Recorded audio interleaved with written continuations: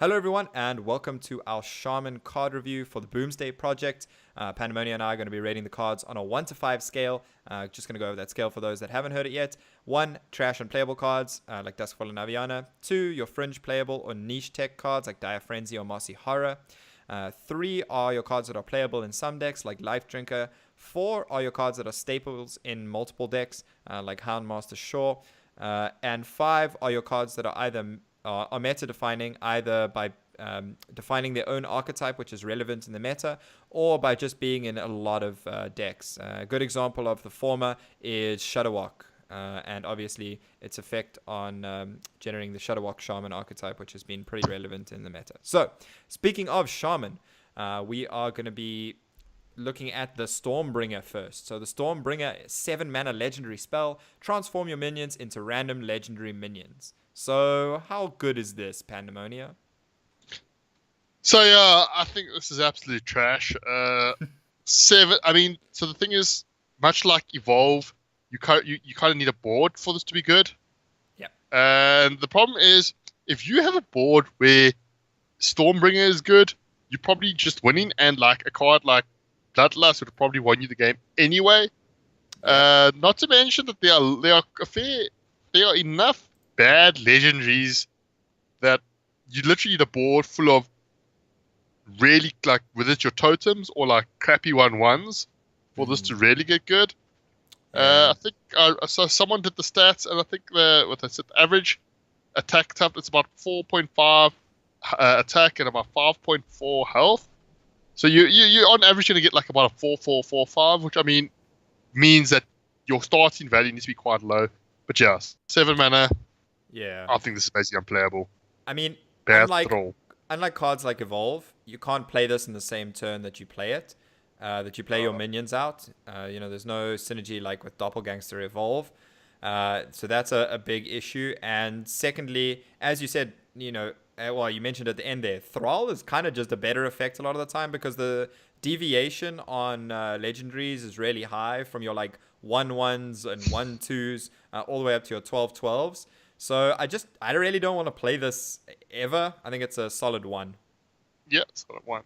Okay, next card, a little bit more exciting, is the legendary minion for Shaman, Electra Storm Surge. She's a 3 mana, 3/3 battle cry. Your next spell this turn costs twice. And so this has quite a lot of powerful synergy. We know Shaman has some very powerful spells. Yeah. So being able to cast twice, it has applications ranging from extra damage with like Lightning Bolt and Lava Burst.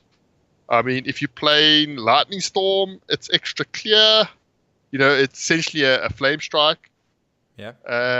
It's got card draw if you play things like Farsight. Or what's it like the elemental element? What's it element? I mean, if you play this plus the 2 mana elemental buff, I can't remember the name right now. Earthen Might. Earthen Might. You said you get a 3 mana 7/7 plus 2 random elementals in your hand. It's like a 5 mana 7/7 because you have to. Yeah, 5 mana 7/7 with 3 random elementals. So yeah, I think really great utility.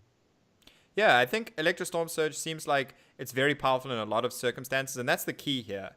You can use it in decks where you want to clear the board with it, or you can use it in decks where you want to go face.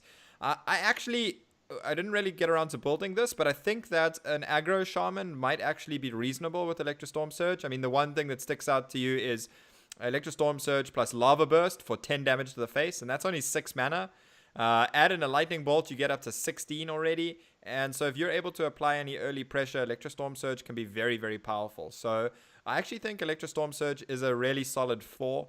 I think you can see it in a lot of Shaman decks. It might even creep into Shudderwock Shaman. The big issue there is that you actually don't want it to be an elemental. Yeah, because of Sandbinder. But I mean, yeah, it's kind of, for me, it's also a 4. So I think it's going to be a really powerful card in a lot of Shaman decks. Yeah. And next up is another elemental for Shaman, and a card that's actually been causing a little bit of stir at the pre-release events today. We've actually been busy recording all of these, so haven't really seen it in action. But the rumor is that people seem to rate it pretty highly, and that's Thunderhead. Thunderhead is a 4 mana 3/5 epic elemental with after you play a card with Overload, summon 2/1/1 rush, sorry, 2/1/1 sparks with rush. The most obvious comparison is something like Violet Teacher. Same stat line. It's similar in that when you're casting spells, most of the time you're going to get 1/1s. The difference here is it's only very specific cards. It's not only spells, it's also minions with Overload or even weapons. The 1/1s that you get actually have rush. So that's pretty powerful as well, much more powerful than just the apprentices that Violet Teacher gives you. So overall, I think Thunderhead might be pretty solid. It's definitely not something that I can see going into every elemental deck because you need to put enough Overload cards in, and I'm not sure that there are enough really good Overload cards right now. Yeah, basically, I think to make this work, you got to kind of do the math in terms of how many Overload cards. I could easily see you put this in a mid-range deck, like, Zap, Lightning Bolt. Yep. Zap, Lightning Bolt, Lightning Storm. That's essentially 6 cards. And though that's the kind of 6 cards that you could essentially put in nearly any Shaman deck. Yeah. Sure, you could drop or modify the numbers, but those are cards that are generally good and, always have their uses. So, if you run those 6 cards plus Thunderheads, I think that's a relatively solid package, really, to get value, right? Yeah, and I think there's another card, or there's a couple cards that are synergized with Thunderhead that we'll see coming up as well. Oh, yeah, sure. There's the one, the current ones as well. Yeah, Voltaic Burst and Beacon Lightning in particular. We'll see those coming up. But I think Thunderhead is a pretty solid 3. It's not pushing me into the Overload archetype, but it is something that I probably want to include if I'm going to build that. And ultimately, it might be okay in some elemental decks as well. I don't think it's something to sleep on, the fact that it is an elemental. So I think Thunderhead is a pretty solid 3 for me. Yeah, 3 for me as well. And next up, Omega Mind. Omega Mind is 2 mana, 2/3 epic minion, battle cry. If you have 10 mana crystals, your spells have lifesteal this turn. So obviously a little bit reminiscent of Halazel, the Ascendant. Yeah, whatever. Something about going upwards. But yeah, you have to play this when you have 10 mana crystals and then lifesteal. Once again, it's one of those cards that if you played it when you have 10 mana crystals and you're not dead, you're probably in a very good position. Yeah. So the idea is you're playing this and then you're casting some board clear, right? But if you're playing Omega Mind and then casting a board clear on turn 10, you're probably fine. You do even need the lifesteal, and would you rather just play Healing Rain, where you can probably get an equivalent amount of lifesteal at any point in the game rather than having to play Omega Mind? So I think Omega Mind is a solid one. I don't see a good reason to play it at all. Solid one, yeah. Next up, we have Eureka. Eureka, 6 mana spell, rare. Summon a copy of a random minion from your hand. So the obvious standout, as with so many cards we've seen that kind of have combo potential, is Malagos. But ultimately, I don't think it really gives you that much room to actually maneuver with your Malagos. And Electro Storm Surge that we spoke about earlier might even be better for spell-based damage, kind of OTKs, than even Eureka into Malagos. Yeah, the thing is also, what's the card called? There's a 4 mana one, Ancestral Course, I think it's called. Ancestral Call, yeah. Which it's 4 mana, but it's print your opponent. So, for ODK, that's probably just better because you don't care your opponent getting a minion. Exactly. So, Eureka might be better in a deck which just wants to put out a sort of a big minions and not ODK. But a big shaman of sorts. Yeah, a big shaman of sorts. I'm not sure if that's good enough. Yeah, the big problem with this big shaman is that you have to have the cards in your hand. And that's not really something you want. It has more control than something like Shadow Essence and Priest, because they're not coming from your deck, they're coming from your hand. So roughly what you can get. It's probably down to 1 or 2 options. But ultimately, I have to still draw those minions to make Eureka good, and that's the thing that I don't like. So yeah, for me, for that reason, it's 2. Yeah, I think Eureka is actually just a 1. I really don't have any belief in Big Shaman. Sure. The next card we talk about is Storm Chaser. Now this card, 4 mana, 3/4 elemental. It's a rare, and it says Battlecry. draw a spell from your deck that costs 5 or more.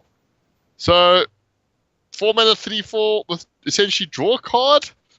It's an upgrade of Gnomish what's it? Inventor. Gnomish Inventor. Also, the fact that it's a specific one, essentially it's a tutor, so I think it makes it very powerful. And 5 or more. First of all, I mean, so the first one that comes to mind is obviously things like Volcano. Yep. I mean, the other option is, Bloodlust for like a win condition. Yep. Or, there's a Spellstone, but I mean, that's a little bit obviously, you don't, like, generally, I think most of the time you probably want to be joining Volcano, right?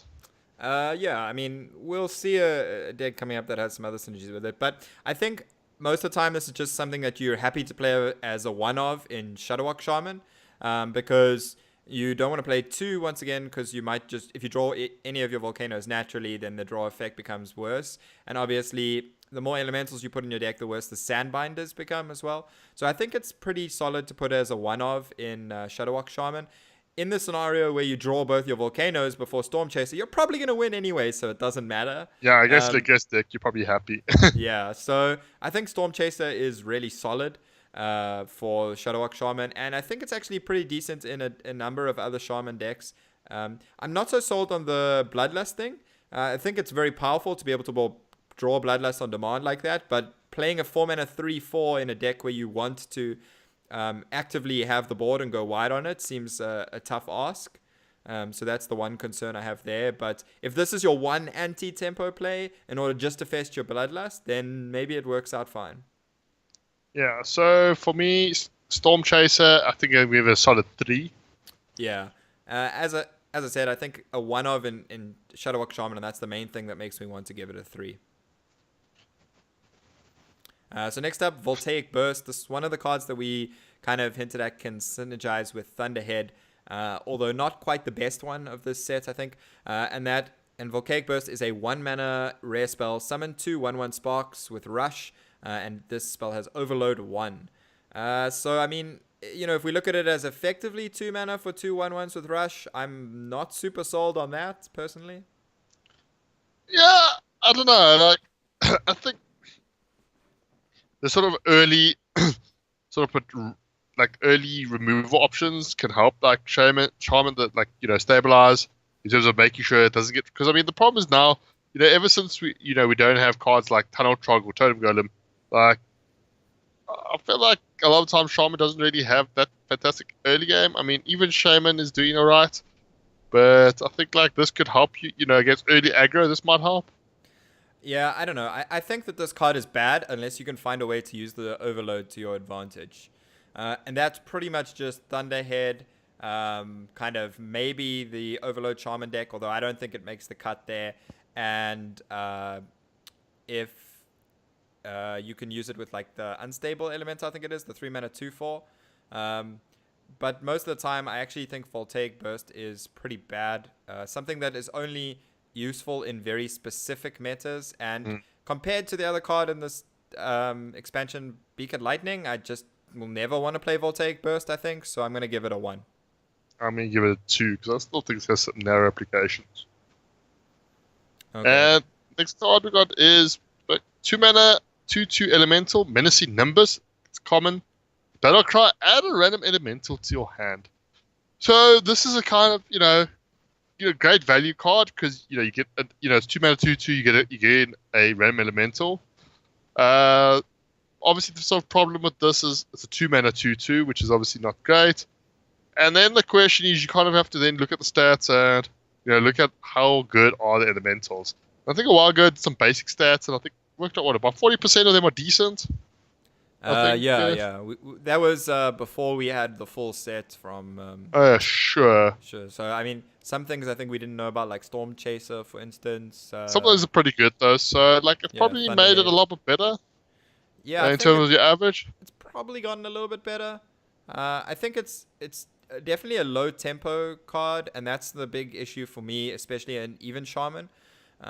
If you want to play this in an elemental Shaman specifically, that might be all right. Although it's not like you're trying to curve into anything that cares about elementals on 3. There aren't really any elemental matters cards on 3.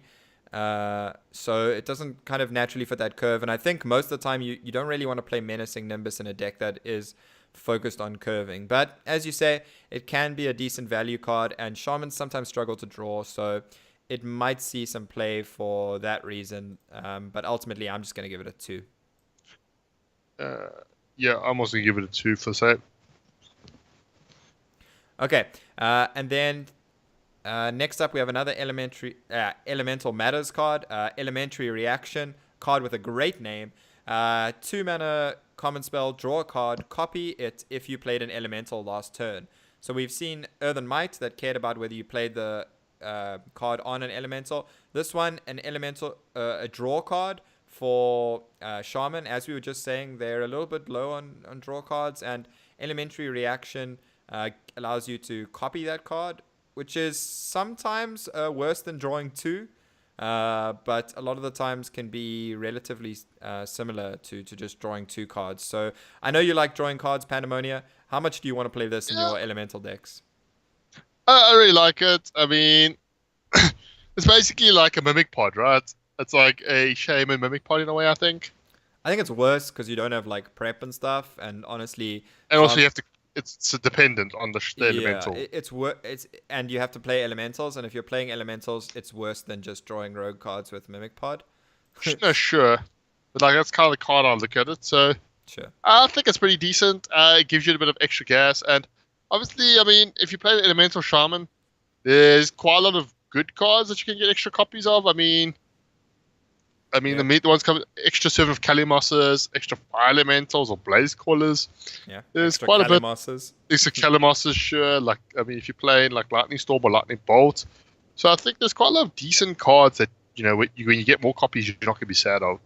Yeah, I mean, I think ultimately you kind of need to decide what anti-tempo value cards you want to play. Is it Elementary Reaction? Is it Menacing Nimbus? I think Elementary Reaction has to draw you 2 cards, otherwise you don't want to play it. Just cycling is not good enough. So it might well see play because of that. I mean, there's the slim possibility you play it as a card draw in Shadowwalk Shaman.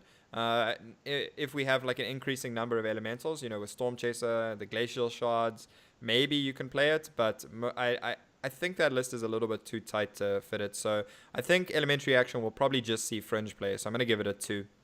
I'm going to give it a 3 because I think, it's potentially quite powerful. And then the final Shaman card, 0 mana, Beacon Lightning, a common spell, deal 1 damage to all minions, overload 2. So it's basically a free whirlwind, but the caveat is you overload 2. So this is definitely kind of I think a good card to allow Shaman to contest the early board and trust that, fight against aggro a little more effectively. So what do you think? Yeah, I mean, it synergizes incredibly well with cards like Blood Mage Thalnos. Synergizes pretty well with the Thunderhead that we saw earlier. I mean, I think it's pretty powerful in a lot of decks because it helps them deal with some of these board strategies that go wide. For instance, in Shadowwalk Shaman, Beacon Lightning is all the deck needs to be able to answer Token Druid, because now you can deal with the Whispering Woods and then play your Lightning Storm afterwards. Sure, you're very heavily overloaded, but by dealing with the Soul of the Forest board, that's the big trick that like Shadowwalk Shaman can't deal with right now. So I think adding this to the arsenal of that deck is actually pretty powerful, and I think it's even more powerful in some other decks as well. So I think Beacon Lightning is a pretty solid card. I think it's a 3. I mean, I think this might now force us to play some other spell power synergy with our zaps as well. Maybe we can actually make the those kind of cards work. There's also the Bog Shaper, the 7 mana 4/8, I think it is. Or was it 4/6? I can't remember. 4/8, I think. Yeah, the one that when you cast spells draws minions from your deck. So that's another card that this can synergize with, just because it's obviously a free spell. So I think there's quite a lot of synergy for Beacon Lightning, so I really do like it. Yeah, I'm gonna give it a 2 because I think because it's it's obviously a little more focused against aggros. So like, I mean, some of the earlier cards we've discussed in other classes, we kind of give it a 2 because it's a little bit more niche. It doesn't obviously not all decks it's relevant against. But I think, I mean, still a solid card. So like for me, it's like 2 lean towards a 3, but ultimately still a 2. Okay, well, I'm happy to go with a 3. Um, and then let's have a look at some Shaman decks. So we're not going to look at like Shadowwalk Shaman and even Shaman because those are probably still going to be the two major Shaman archetypes worth playing. I think most of these cards we're just looking at how they actually fit into those decks. But we're going to look at some newer or revisited archetypes. And the first one is a revisited archetype that you might have heard me talk about before if you remember any of our previous reviews. And that is Overload Shaman. So obviously we've got a couple new tools in this deck. We've got Thunderhead, we've got Storm Chaser to help us draw volcanoes, and we've also got Beaked Lightning. I've also managed to fit an Electro Storm Surge in there because I think it's powerful with the Beaked Lightning as well. It's powerful with Lightning Bolts, powerful with a lot of the removal, obviously, that we've mentioned. And then, of course, the big thing in this deck is to draw your Spellstone, charge it up by casting these Overload cards, and then cast it on your Snow Fury Giants with the Ancestral Spirits on. So, ultimately, I think Storm Chaser, this is the best deck for it because you're very happy whether you draw Volcano or Lesser Spellstone. The Spellstone with the Storm Chaser. So I think this is a really, really good deck for it, and that's why I've gone ahead and included 2 copies of it. Pretty much the rest of the deck is just removal and ways to get to the late game. Yeah, it's reminiscent of sort of your older Concede Shamans in a way. It's just got a lot of removal.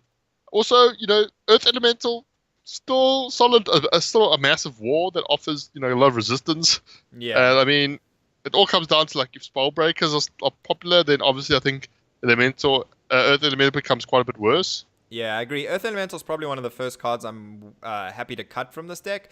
Right now, it's just nice because it gives you that Overload 3. So that's 1 full charge of the Spellstone. The one thing that can often be awkward with the Spellstone, having played this deck before quite a bit, is like syncing up your overloads so that you don't get like a 2 and a 2, and then that only upgrades the Spellstone 1 because the Spellstone needs 3 overload to upgrade. So you really want to kind of fit your overloads together, and you want to think about it like that as well, which is why some of the cheaper overloads, the ones that have 1, work well, and then we've got quite a few that have 2 in this, like Beaked Lightning as well. And like Volcano, for instance. So, I mean, Earth Elemental is definitely something you could cut for some other defensive tools. It just sometimes gives you another target for the Ancestral Spirit and, the Spellstone stuff. So, you can sometimes play it, and sure, if they silence it and go face, as long as you're not dead, then you might actually be able to get copies of it. But ultimately, even those copies are actually going to be silenced and not have taunt, so that doesn't really work that well. So, yeah, Earth Elemental, probably the one card I'm happiest to cut. Otherwise, I mean, the Snow Fury Giants, when you're playing them for 0 mana, they're just extremely powerful. It's very difficult for any other deck to answer that board. The question is just, can you get there? Yeah, it all depends on whether the meta speeds up or slows down, really. Yeah. And then the next deck we have is an Elemental Shaman deck. So talk us through why you think we can make Elemental Shaman great again. So, I mean, there's the 2 cards that, we got. I mean, well, actually 3 cards. We got Electro Storm Surge, but like Elemental specifically, we got Thunderhead and Earthen Elementary Reaction in terms of like extra value and juice. So I've kind of included a small overload package here with Zap, Lightning Storms, and Lightning Storms. I mean, Lightning Bolts, Lightning Storms, and Earthen Might. Not Earthen Might Zap. Sorry, to combo with the Thunderhead to get you there's 1/1 rush to help you just that early board. Yep.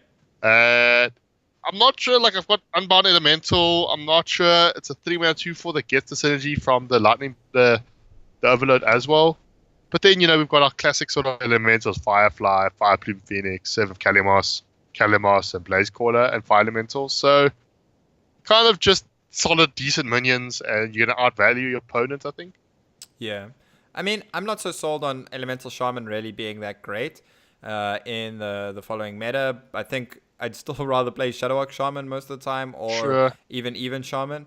But I do think that Electro Storm Surge is pretty powerful. That is a card that wants me to, or tempts me to play the elemental side of things, right? Because you obviously can't fit it in even shaman, and it's not really at its full power in Shadowwalk Shaman. So I'm still really tempted to try a very much more aggressive shaman, but elemental shaman is definitely something that could make a little bit of a resurgence.